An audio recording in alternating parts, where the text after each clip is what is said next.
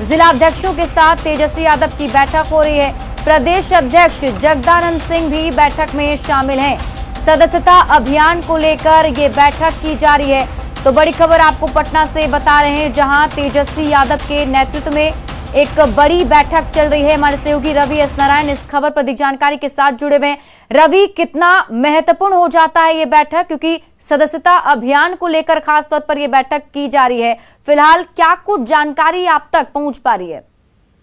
बिल्कुल, देखिए, तेजस्वी यादव अभी अपने प्रदेश कार्यालय आरजेडी के पहुंचे हैं और वहां पे तमाम जिलों के जो जिला अध्यक्ष हैं उन्हें बुलाया गया है, क्योंकि पिछले दिनों जब समीक्षा जगदानंद सिंह और तमाम जो यहाँ के कार्यकर्ता हैं और जो लोग यहाँ पे हैं बीजेपी के आरजेडी के तमाम बड़े नेता हैं, उन्होंने समीक्षा की थी कि जो सदस्यता अभियान है उसमें शिथिलता है, काफी रफ्तार नहीं है और इनका टारगेट है कि 1 करोड़ से ज्यादा लोग जो है इसके सदस्य बने। तो तेजस्वी यादव ने आज कमान संभाल ली है और तमाम जिलों के जिला अध्यक्षों के साथ बैठक करके वो निर्देश दे रहे हैं कि आरजेडी को न सिर्फ बड़ी पार्टी बनाना है बल्कि A to Z की पार्टी बनाना है। तो ज्यादा से ज्यादा रफ्तार पकड़ाएं, ज्यादा से ज्यादा सदस्य बनाएं।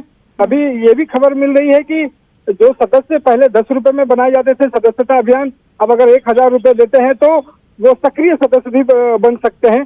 तो तमाम मुद्दों पर तेजस्वी यादव खुद कमान संभाल रखा है और एक एक जिलों को वो संबोधित कर रहे हैं। और बहुत बहुत शुक्रिया तमाम जानकारी के लिए रवि एस नारायण। बढ़ते हैं आगे।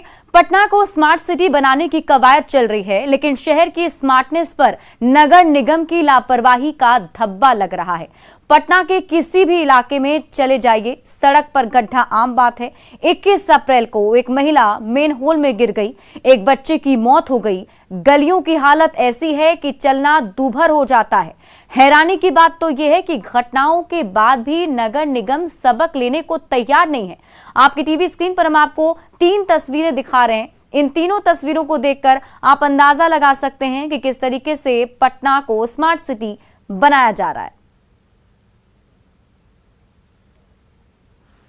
पटना के जक्कनपुर इलाके में सड़क पर मेनहोल से ढक्कन गायब है और कई बार यहां पर घटनाएं हो चुकी हैं, लेकिन नगर निगम इसकी सुध नहीं ले रहा। लोगों की माने तो यहां पर कई बार लोग गहरे चैम्बर में गिर चुके हैं, कई बार पशु भी हादसे का शिकार हो चुके हैं, लेकिन शायद इसकी फिक्र पटना नगर निगम को नहीं है। 20 अप्रैल को एक तस्वीर आई थी पटना सिटी इलाके से, जहां पर एक महिला मेन हॉल में सड़क से गुजर रही थी और मेन हॉल में अचानक से गिरकर गायब हो गई। इस तस्वीर ने कई सवाल खड़े कर दिए राजधानी पटना में मेन हॉल की स्थिति को लेकर। एक तस्वीर हम आपको ऐसी ही दिखा रहे हैं, चांदपुर बेला इलाके की यह तस्वीर है और छपड़ा कॉलोनी के नाम से यह जाना जाता है। और यहाँ पर देखिए मेन हॉल में ढक्कन गायब है और कोई अगर अचानक से चला है तो वह नीचे, ये कितना गहरा है? 6 फीट लगभग गहरा ये है चैम्बर, जो मतलब मीठापुर बिल्कुल बिल्कुल अंदर तक चला जाएगा और ये मीठापुर सम्प हाउस से जुड़ा हुआ है ये सब नाला है। तो ये ऐसे क्यों बना हुआ है? इसमें ढक्कन क्यों नहीं लगा हुआ? ढक्कन लगता है, ढक्कन बार बार टूट जाता है, निगम प्रशासन को बोला जाता है, फिर भी कोई जवाबदेही नहीं होता है। ठेकेदार भी कोई टेंडर लेना नहीं चाहता है, क्योंकि उसको बिल कहता है कि मेरा बिल पुराना सब जमा है, फंसा हुआ है, अभी तक मिला नहीं है। तो निगम प्रशासन किसकी है? नगर निगम। बिल्कुल बिल्कुल निगम प्रशासन की समाज सेवी आप लोग पहल किए इसके लिए? कभी? बिल्कुल पहल किए हैं, लिख कर भी दिया हुआ विभागीय, लेकिन आज तक लगभग 4-5 बार लिखकर हमने दिया है, लेकिन फिर भी सब लोग आते हैं हमारे पास कंप्लेन लेके, लिख कर भी दिया, लेकिन उसका कोई जवाबदेही नहीं। यहाँ तो स्ट्रीट लाइट भी नहीं, तो रात के अंधेरे में अगर किसी का पाँव पड़ा तो वो कहाँ जाएगा? हाँ, वो तो बराबर गिरते थे। गाय वाय भी अगर इधर से जाती है तो गिर जाती है, फंस जाती है, इसमें गाड़ी फंस जा रहा है। ट्रैक्टर वगैरह का जो होता है, इधर मच्छरदानी का हब है, पूरा मच्छरदानी का गोदाम ही है, यहाँ मिल चलता है ना। लेकिन उपेंद्र प्रभाकर हमारा नाम है। उपेंद्र प्रभाकर जी हैं और एक और शख्स है। इसमें लोग गिरते नहीं हैं? हाँ, गिर ही रहा है इसमें, बराबर दुर्घटना होते रहती है। दुर्घटना होती है? हाँ, यहाँ पे दुर्घटना बराबर होती है। कई बार कंप्लेन किया गया है नगर निगम में और वार्ड पार्षद के द्वारा भी, तो भी कंप्लेन किए हैं, लेकिन अभी तक कोई नगर निगम इस पर एक्शन नहीं लिया है। क्या नाम आपका? सरोज कुमार। सरोज जी हैं, बता रहे हैं। और वाकई में स्ट्रीट लाइट नहीं है, रात के अंधेरे में अगर कोई जाता है और थोड़ी सी असावधानी अगर होती है तो वो 6 फीट नीचे गहरे गड्ढे में चला जाएगा, जैसे वो महिला चली गई थी। तो वाकई में एक बड़ा सवाल राजधानी पटना के कई इलाकों का हम जायजा ले रहे हैं। जो चांदपुर बेला की तस्वीर जो है वो बताती है कि नगर निगम जो है अपनी जिम्मेवारियों को निभाने में विफल है। कैमरा पर्सन मणि जुनेजा के साथ संजय कुमार, न्यूज़ 18 पटना। पटना के लोहानीपुर के बुद्ध मूर्ति के पास भी मेनहोल का चेंबर खुला हुआ है। कभी भी वहां हादसा हो सकता है। लोगों ने कई बार निगम के अधिकारियों को सूचना भी दी, लेकिन इसकी सुध लेने वाला कोई नहीं है। एक महिला जब मेन हॉल में गिरी, उसके बाद हमने जायजा लिया राजधानी पटना के विभिन्न इलाकों का, और एक तस्वीर बुद्ध मूर्ति के पास की है जहां पर मेन हॉल अभी भी खुला हुआ है और इसको कवर नहीं दिया गया है। कई जगह ऐसी भी तस्वीरें आई हैं जहां पर मेन हॉल है, उसका कवर भी, ढक्कन भी है वहां पर, लेकिन उसको ढका नहीं गया है। तो निश्चित तौर पर जायजा लेने के बाद यही हकीकत सामने आती है कि पटना नगर निगम जो है अभी सचेत नहीं हुआ है और लापरवाही बदस्तूर जारी है। कई जो समाजसेवी हैं, जनप्रतिनिधि हैं, उनका ये कहना है कि उन्होंने बार बार शिकायत की है, लेकिन पटना नगर निगम ने इस पूरे मामले को लेकर गंभीरता नहीं दिखाई है। तो वाकई में एक गंभीर सवाल है, नागरिकों की सुरक्षा का सवाल है। और इस तरीके से अगर लापरवाही बढ़ती गई और लगातार अगर हादसे होते रहे, क्योंकि अपने तस्वीरों में दिखा कि बच्चे भी वहां से गुजर रहे हैं, अगर थोड़ी सी असावधानी हुई तो कोई बच्चा अगर सीधे मेन हॉल के अंदर चला जाता है जो 6 से 8 फीट गहरा है, तो एक बड़ी वारदात पटना में हो सकती है। और कई पहले भी घटनाएं हुई हैं, लेकिन हकीकत यही है कि पटना नगर निगम अब भी पूर्व की घटनाओं से सचेत नहीं हुआ है और लापरवाही बदस्तूर जारी। हम उम्मीद करते हैं कि इस तरह की खबर दिखाई जाने के बाद पटना नगर निगम के अधिकारी सचेत होंगे और अपनी जिम्मेवारियों को समझेंगे। कैमरा पर्सन मणि जुनेजा के साथ संजय कुमार, न्यूज़ 18 पटना। 21 अप्रैल को पटना सिटी में बीच सड़क पर चल रही महिला अचानक से मेन होल में गिर गई। मौके पर अफरा तफरी मच गई और काफी जद्दोजहद के बाद घटना स्थल पर मौजूद लोगों ने महिला को मेन होल से बाहर निकाला। इस घटना ने एक बार फिर से राजधानी पटना में लोगों की सुरक्षा पर बड़ा सवाल खड़ा कर दिया है। न्यूज़ 18 पर खबर दिखाए जाने के बाद पटना सिटी में खुले मेन होल में ढक्कन लगाकर उसे बंद कर दिया गया, लेकिन पटना में अभी भी कई जगहों पर मेन होल खुला हुआ है, जो हादसों को निमंत्रण दे रहा है। पटना के पश्चिमी इलाके का जायजा लिया संवाददाता संजय कुमार ने। एक तस्वीर सामने आई थी पटना के पूर्वी भाग यानी पटना सिटी में, कैसे एक महिला मोबाइल फोन पर बात कर रही थी और मेन हॉल में गिर गई थी। और ये पटना पश्चिमी की तस्वीर है और देखिए सड़क पर मेन हॉल यूं ही खुला हुआ है। और यह तस्वीर कई सवाल खड़े करती है कि पटना वासी कैसे अपनी जान जोखिम में डालकर आवागमन को मजबूर हैं। लोग पैदल भी आते हैं, गाड़ियों से आते हैं और इसी तरीके से जान जोखिम में डालते हैं। और एक बार अगर पाँव इस मेन हॉल के अंदर चला जाए तो आप कितने फीट नीचे गहरे गड्ढे में जाइएगा, आपको भी शायद इसका अनुमान नहीं हो। तो सड़क पर चलिए तो संभल कर चलिए, क्योंकि नगर निगम ने अपनी जिम्मेवारी जो है वह लगभग छोड़ दी है और आप भगवान भरोसे हैं। जो लोग हैं, ये तस्वीर हमें नज़र आती है, आपको नज़र नहीं आती है? नज़र तो आती है, बस करे क्या हम लोग बताइए। नगर निगम तो सब जगह ये अपना पर्चा चिपका गया है, रोज स्कैन करके जाता है जब अपना ड्यूटी कर। किसको बोले आप ही लोग ना, जो आप ही मिल रहे हैं, तो ये नगर निगम की भी जिम्मेवारी बनती है। सही है, सब तो ध्यान देना चाहिए। कोई देता नहीं है ध्यान, तो दुख होना चाहिए, लेकिन आप हंस रहे हैं। नियति मान ली है कि ऐसे ही है पटना का हाल। ये तो हमेशा का बात है।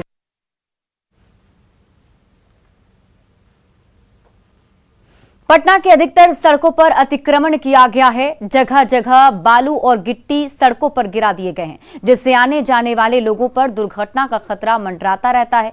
जाम की समस्या से भी लोगों को जूझना पड़ता है। बावजूद ऐसे लोगों पर कार्रवाई नहीं हो रही। देखिए विनीता मिश्रा की रिपोर्ट।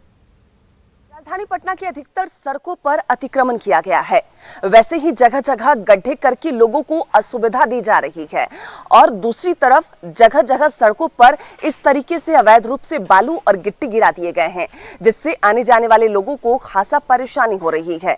खासकर अगर हम बात करें बाइक और स्कूटी की, तो उन्हें कहीं कोई दुर्घटना ना हो जाए इसका खतरा मंडराता रहता है, क्योंकि इन सड़कों पर बालू और गिट्टी पूरी तरीके से फैल जाते हैं। आने जाने वाले लोगों को परेशानी होती है।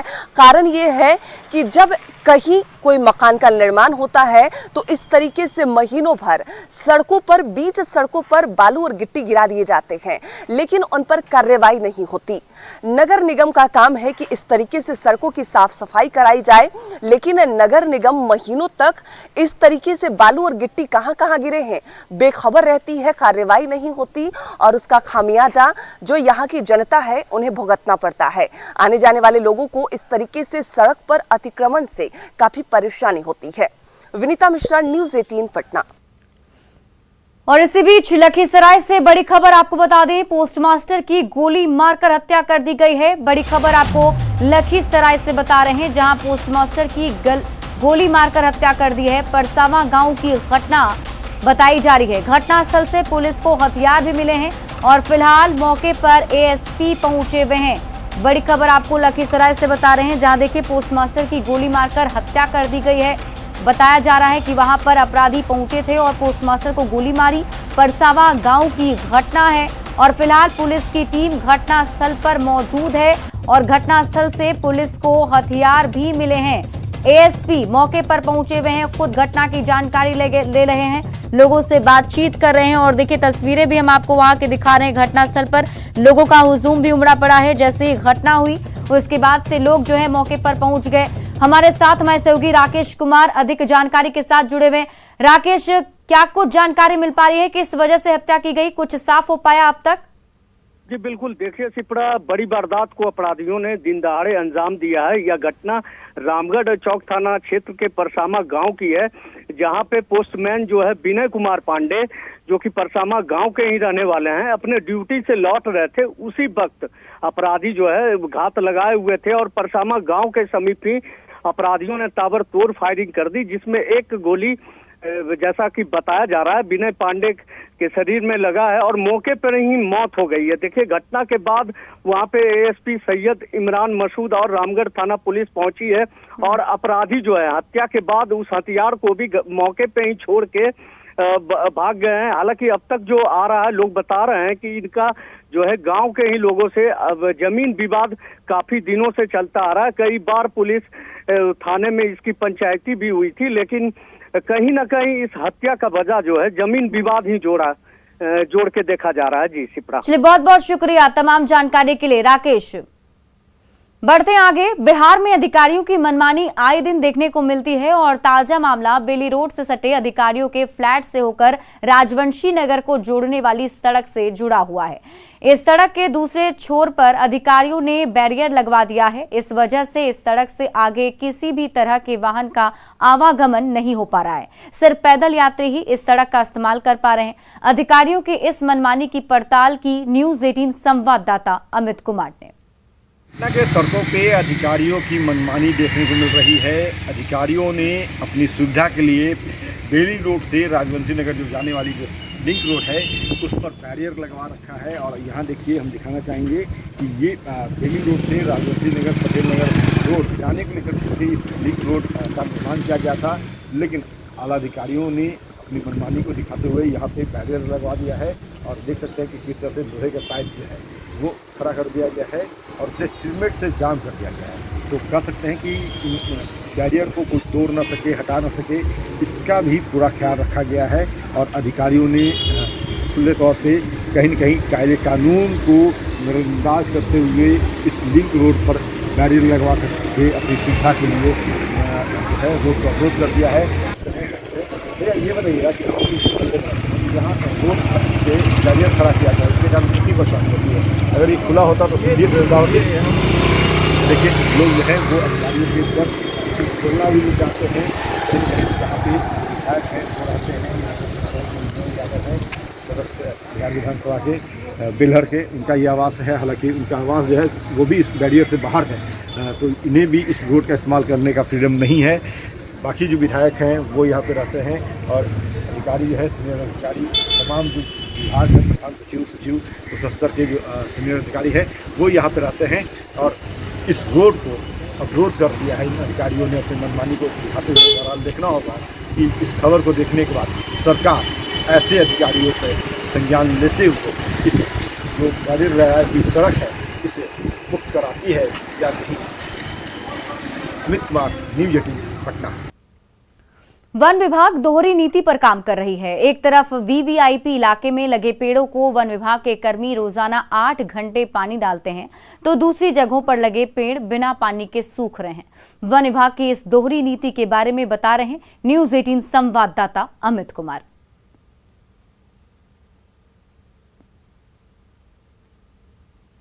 तो यहाँ पे कितने देर तक पटवन करते हैं आप लोग? 8 घंटा।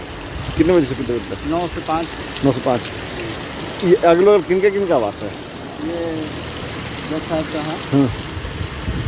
और उसके बगल में आपका CM हाउस है। और उसके बगल में आप सीधा चले जाइए तो आपका सिलेंडर यादव का कोठी है, इस लाइन में सब जगह करते हैं पटवन? सब जगह। ठीक। वन विभाग से आप लोग? पटना का सबसे बड़ा गोलंबर सरना मोड़ है। यहाँ पे हम दिखाना चाहेंगे कि पहले ये देखिए तस्वीर, ये यहाँ पे जो गोलंबर पे पार्क बनाया गया था, यहाँ पे बड़ी संख्या में पेड़ों का पौधारोपण किया गया और उसके साथ ही साथ जो ग्रीन घास है वो भी लगाए गए थे। लाखों रुपए खर्च करके इस गोलंबर का सौंदर्यीकरण किया गया था, लेकिन अब यहाँ पे जो लगे पेड़ हैं वो अत्यधिक पेड़ जो है वो सूख चुके हैं, घास पूरी तरह से जल चुका है।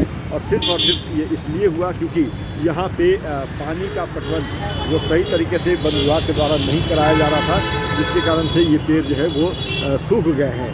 तो दूसरी तरफ जो तस्वीर हम आप लोग टीवी स्क्रीन पे देख रहे हैं वो VIP जोन जो है, जहाँ पे मंत्री, मुख्यमंत्री, नेता प्रतिपक्ष, पूर्व मुख्यमंत्री, तमाम लोग जो रहते हैं, वहाँ पे रोज़ाना, जैसा कि वन विभाग के कर्मियों ने भी बताया है कि रोज़ाना 9 बजे से लेकर के 5 बजे तक यानी कि 8 घंटे पटवन किया जाता है। लेकिन बाकी हिस्सों की बात करें पटना में तो वहाँ पे वन विभाग जो है वो दोहरी नीति रखती है और इस कारण से पटवन नहीं हो रहा है, जिस कारण से पेड़ जो हैं वो पूरे तौर पे सूख रहे हैं। सरकार का लाखों रुपए का राजस्व जो पटना को ग्रीन सिटी बनाने को लेकर किया गया था वो कहीं न कहीं बर्बाद हो रहा है।